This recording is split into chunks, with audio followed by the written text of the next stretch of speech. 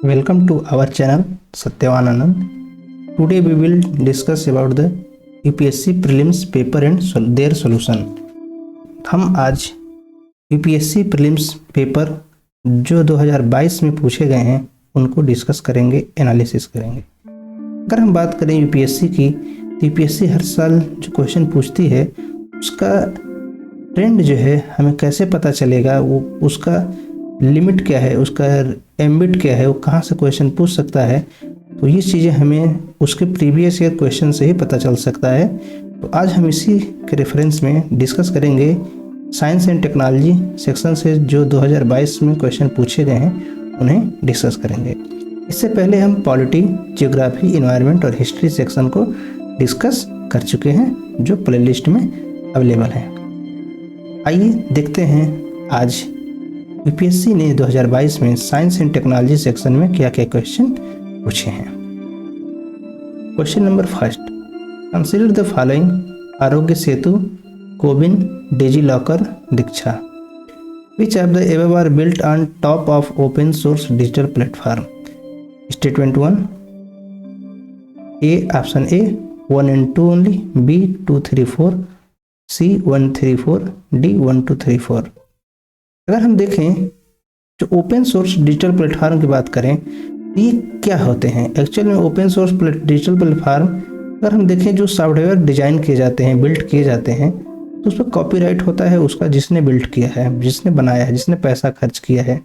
लेकिन अगर उसे हम ओपन सोर्स का मतलब ये हो गया अगर हम चाहें उससे कॉपीराइट क्लेम न करें, किसी से पेमेंट न लें, उसको ओपनली किसी को भी प्रोवाइड करा सकें, कोई व्यक्ति चाहे उस सॉफ्टवेयर का हेल्प ले करके नया सॉफ्टवेयर या ऐप जनरेट कर सकता है। इस तरीके के प्लेटफार्म को हम ओपन सोर्स डिजिटल प्लेटफार्म कहते हैं। तो यहाँ से क्या होता है, इसका प्रयोग हमें ये ध्यान में रखना होता है, इसका प्रयोग केवल समाज के लिए या देश हित में ही किया जा सकता है, समाज के विरुद्ध गतिविधियों में इसका प्रयोग नहीं किया जा सकता है। ये केवल पॉजिटिविटी के पॉइंट ऑफ व्यू से किया जाता है। अगर हम देखें तो डिजिलॉकर और दीक्षा जो है पहले से ही सरकार ने लॉन्च कर दिए थे, लेकिन जब कोरोना आया तो कोविन और आरोग्य सेतु ऐप हमने देखा बहुत ही जल्द सरकार ने लॉन्च कर दिया है। आखिर ऐसा संभव क्यों हुआ? क्योंकि उसके पास ओपन सोर्स प्लेटफॉर्म और सारे डाटा, सारे प्रोग्रामिंग ऐप का सॉफ्टवेयरिंग सब अवेलेबल था, उन्हें बहुत जल्द बनाने में मदद मिली। तो यूपीएससी ने इसी से रिलेटेड क्वेश्चन पूछे हैं। कोरोना से उन्होंने डायरेक्ट क्वेश्चन नहीं पूछा है, लेकिन कोरोना से रिलेटेड जो न्यूज़ थी आरोग्य सेतु, कोविन, उससे पूछा है, लेकिन उन्होंने डिजिलॉकर और दीक्षा को भी ऑप्शन में रखा है क्योंकि ये ओपन सोर्स प्लेटफॉर्म है। लेकिन ये क्या है, ये पहले न्यूज में थे, ये बहुत पहले सरकार ने लॉन्च कर रखा है और ये अब लॉन्च हुए हैं। तो यूपीएससी ने दोनों को मिला करके क्वेश्चन को प्रिपेयर किया है। इससे हम देखते हैं ट्रेंड क्या है यूपीएससी का, कि हमें प्रेजेंट टाइम के करंट अफेयर के साथ साथ पास्ट के भी कुछ इंपॉर्टेंट चीज़ों को ध्यान में रखना आवश्यक है। अदरवाइज एलिमिनेशन मेथड भी हमारा यहाँ पर हो सकता है जवाब दे दे। तो यहाँ पर हम देखते हैं कि ये हमारे चारों ऑप्शन सही है,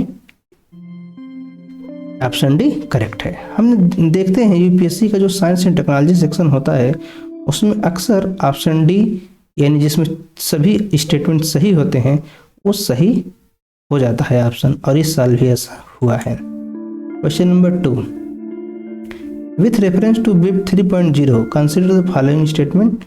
statement 1, web 3.0 technology enable people to control their own data. Second, in web 3.0 world there can be blockchain based social network. Third, web 3.0 is operated by user collectively rather than corporation. अगर हम देखें ये present time में web 3.0 चल रहा है, पहले 1990 या उसके बाद जो है वेब 1.0 आया था। तो हम यहाँ पर देखते हैं कि हम अपना डाटा स्वयं कंट्रोल कर सकते हैं, ये ऑप्शन दिया है वेब 3 में, ये सही है। जब 1.0 था उस समय हम कंट्रोल नहीं कर सकते थे अपना डाटा, लेकिन हम प्रेजेंट टाइम में कर सकते हैं, तो ये ऑप्शन। इसी तरह ये दोनों ऑप्शन के हम ब्लॉकचेन और सोशल नेटवर्क का प्रयोग करेंगे तो ये भी सही है, और इसको जो है कलेक्टिवली यानी हम भी किसी डाटा को ऑपरेट कर सकते हैं, यूजर, कॉर्पोरेशन सभी कर सकते हैं, इसलिए ये भी ऑप्शन सही है। हमारा ऑप्शन जो है डी 1, 2, 3 सभी सही है। तो जैसा कि हमने देखा 1 और 2 दोनों के डी ऑप्शन करेक्ट है। Question number 3, with reference to software as service SaaS, consider the following statement. SaaS buyer can customize the user interface and can change data field.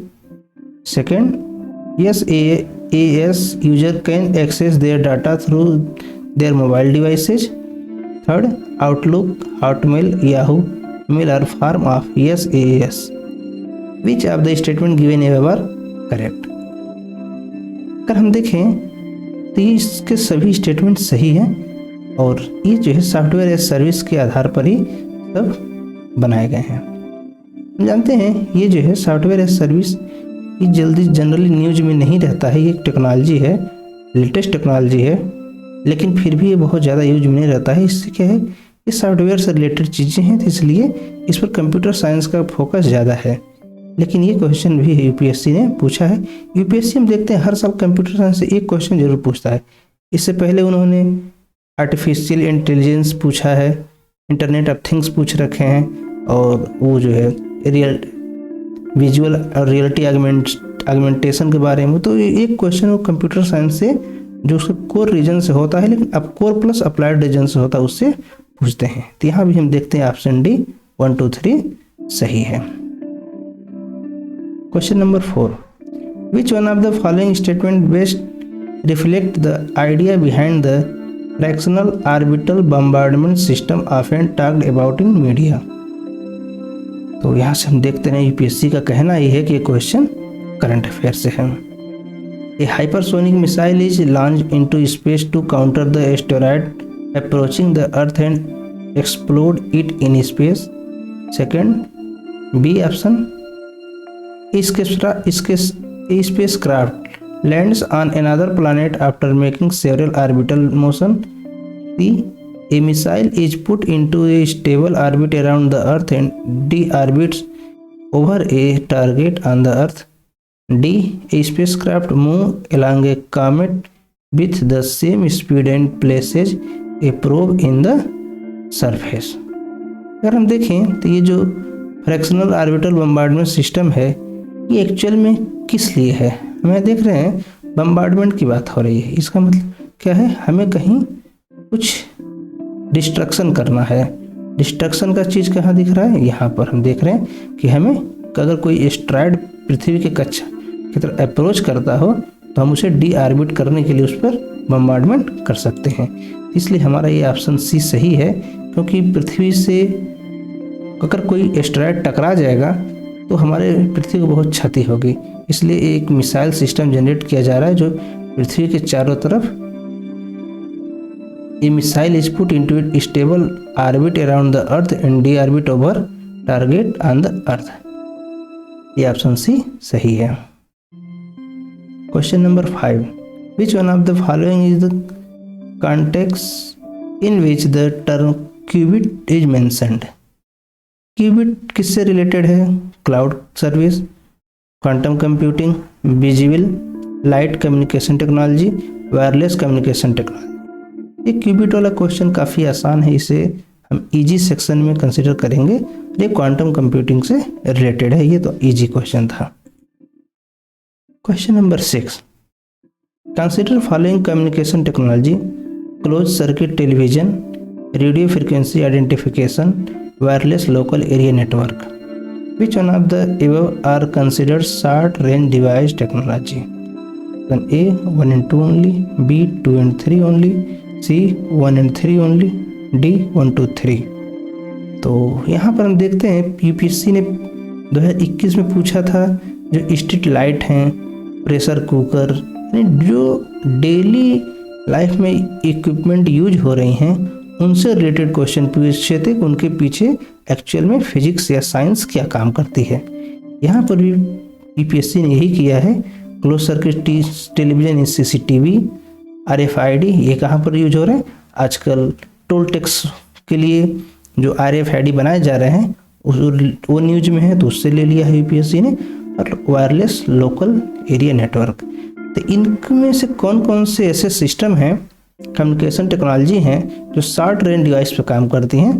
तो सभी काम करती हैं शॉर्ट रेंज पे, जैसे CCTV नज़दीक पर ही काम करेगा क्योंकि वह कनेक्शन उसका देखना है।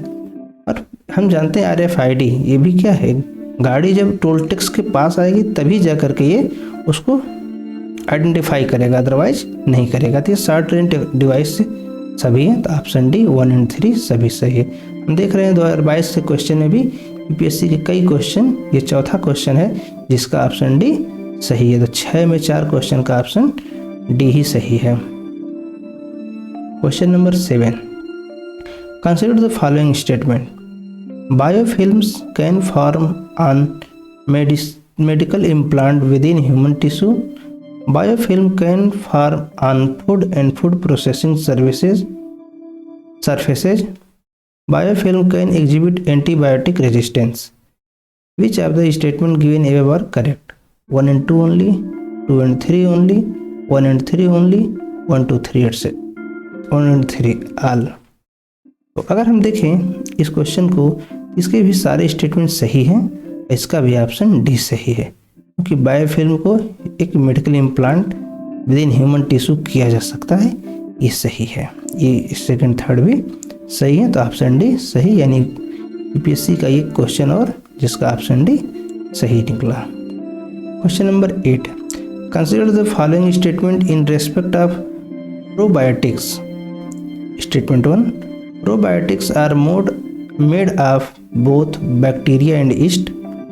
Second, the organism in probiotics are found in foods we ingest, but they do not naturally occur in our gut. Probiotics help in the digestion of milk sugar. Which of the statement given above are correct? तो आइए देखते हैं कौन सी statement सही है। तो हम देखते हैं कि अगर हम बात करें जो हमारा आंत होता है, हमारे आंत में कुछ जो है बैक्टीरिया पाए जाते हैं जो भोजन को पचाने में काम करते हैं। अगर हम देखें यहाँ पर जो ऑप्शन है कि not naturally occur in our gut, ये गलत है क्योंकि वो नेचुरली अकर करते हैं, एग्जिस्ट करते हैं। तो बस ये नॉट वर्ड हमको हटाना है, इससे स्टेटमेंट करेक्ट हो जाएगा। लेकिन 1 और 3 करेक्ट है, तो यानी ऑप्शन हमारा 1 और 3 ऑप्शन सी करेक्ट ऑप्शन है। Question number 9.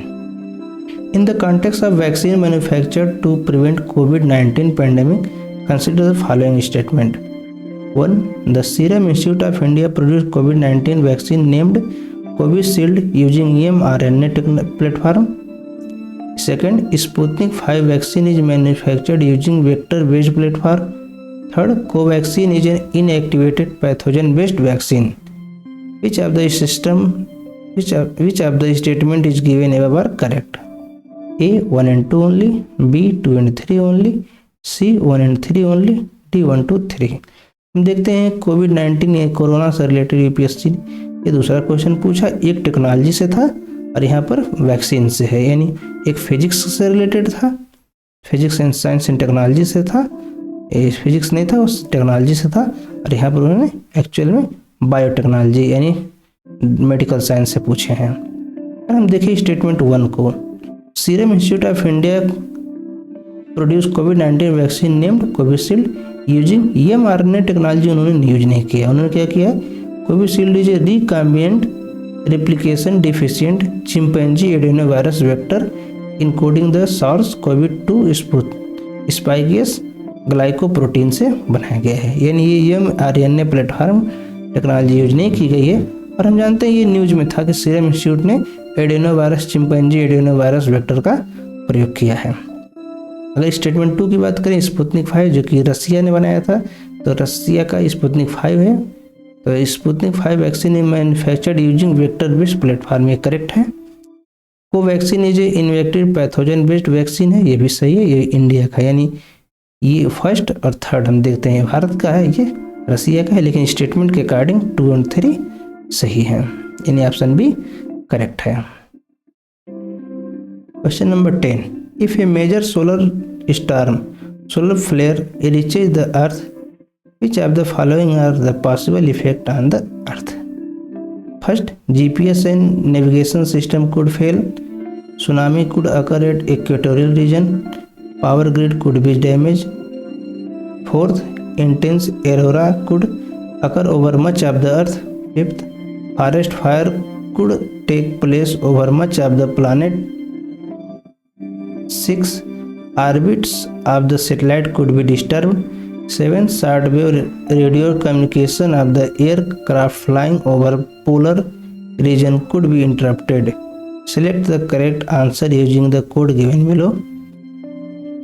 A 1 2 4 5 only, B 2 3 5 6 7 only, C 1 3 4 6 7 only, D 1 2 3 4 5 6 7।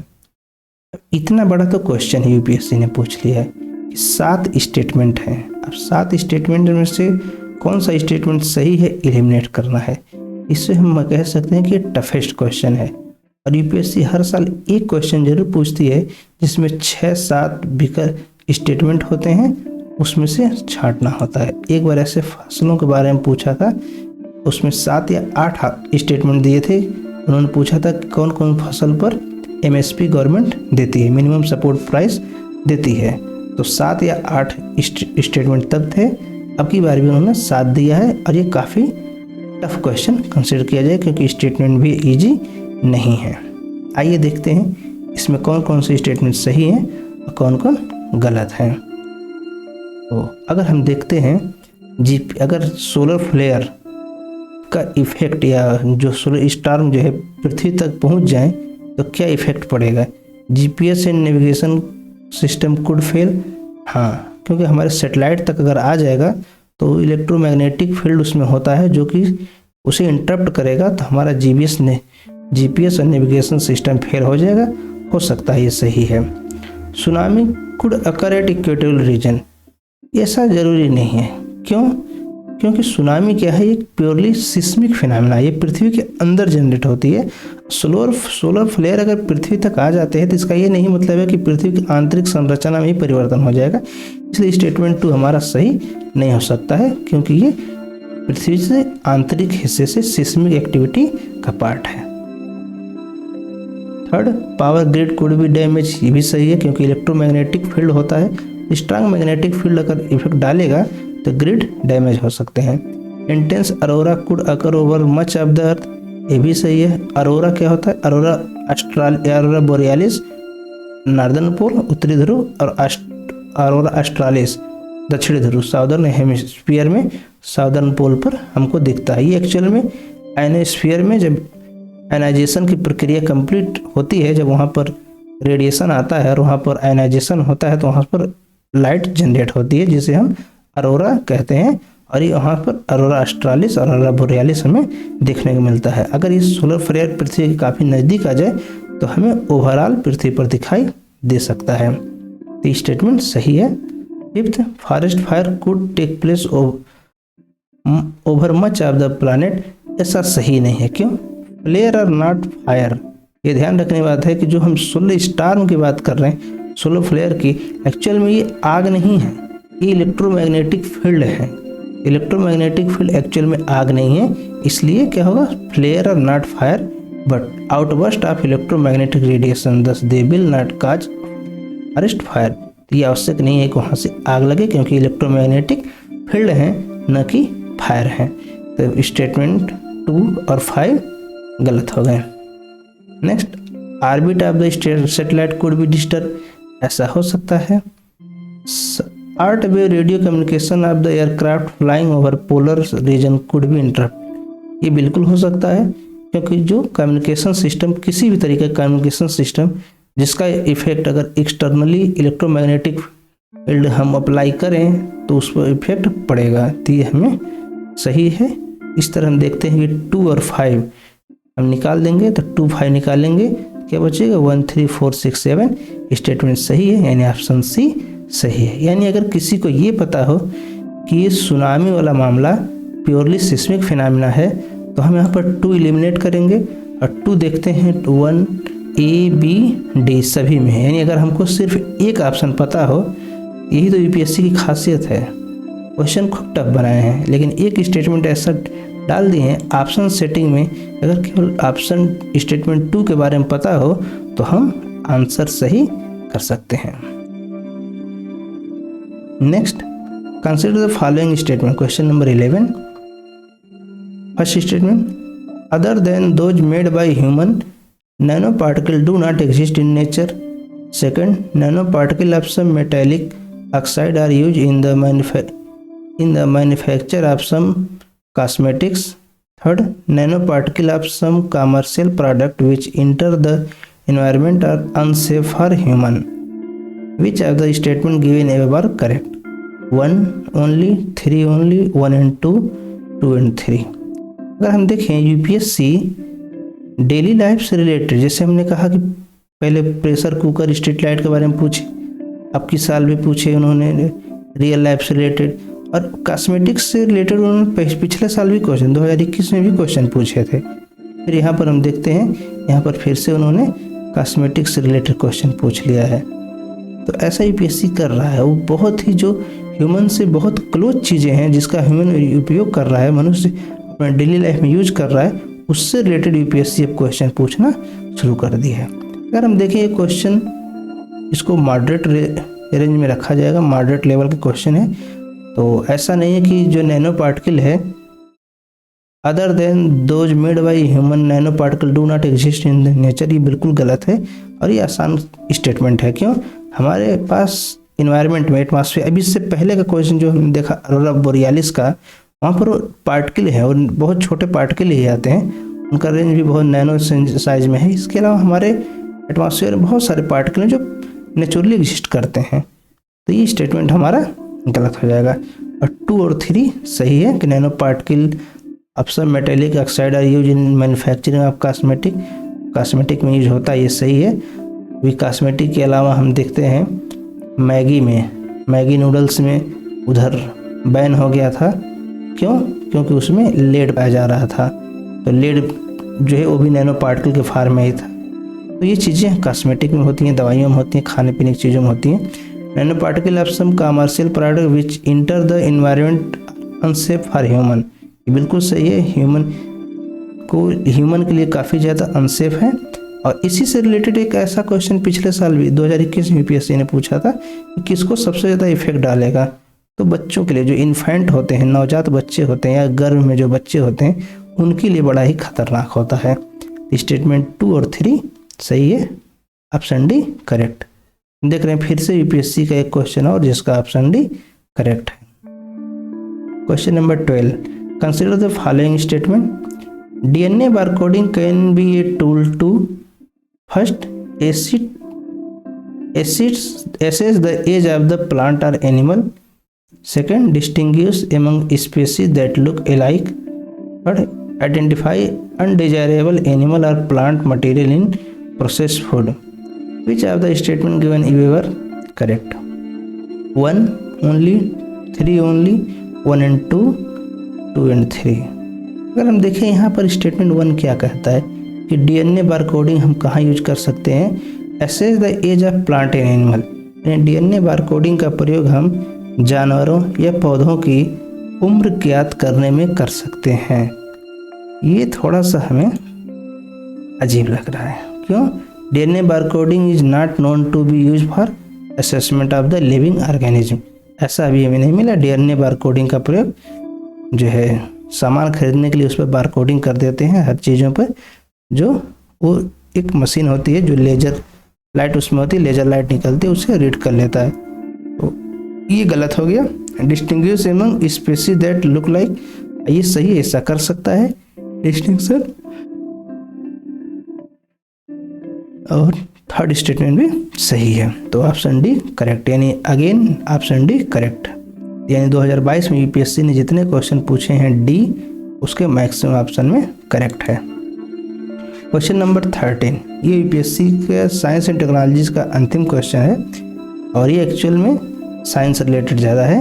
Which one of the following statement best describe the role of B cell and T cell in human body, यानी ये completely biology से related question है।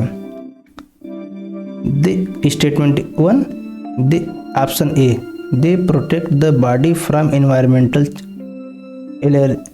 allergens. B, they alleviate the body pain and inflammation. C, they act as immune suppressant in the body. D they protect the body from the disease cause by pathogen. तो ये ऐसा देखा जाए अगर हम B cell और T cell जो human body में है, ये बड़ा ही स्पेसिफिक क्वेश्चन है, इसे हर कोई नहीं कर सकता है सही। क्यों? क्योंकि बायोलॉजी का स्पेसिफिक क्वेश्चन है, तो जो बायोलॉजी पढ़ा होगा वही कर सकता है, या करंट अफेयर या किसी मैगजीन में ये सामने आ गया जिसको पढ़ लिया है कर सकता है। यानी हम कह सकते हैं ये गेस से क्वेश्चन सही नहीं किया जा सकता है, लेकिन यूपीएससी का जो ट्रेंड है ऑप्शन डी सही करने का, उस गेस से किया जा सकता है। यानी they protect the body from the disease cause by pathogen, ऐसा हम कंसिडर कर सकते हैं। लेकिन अगर ऑप्शन डी वाला मॉडल लगाएंगे कि यूपीएससी का ऑप्शन डी सही होता है, साइंस एंड टेक्नोलॉजी सेक्शन से ये सही हो जाएगा। तो ये था यूपीएससी के द्वारा पूछे गए क्वेश्चन। और इसके बाद जो है यूपीएससी का प्रीवियस ईयर क्वेश्चन में सेक्शन हम इकोनॉमी के क्वेश्चन को डिस्कस करेंगे। तो वीडियो देखने के लिए थैंक यू। चैनल पर अगर नए हैं तो चैनल को सब्सक्राइब जरूर करें।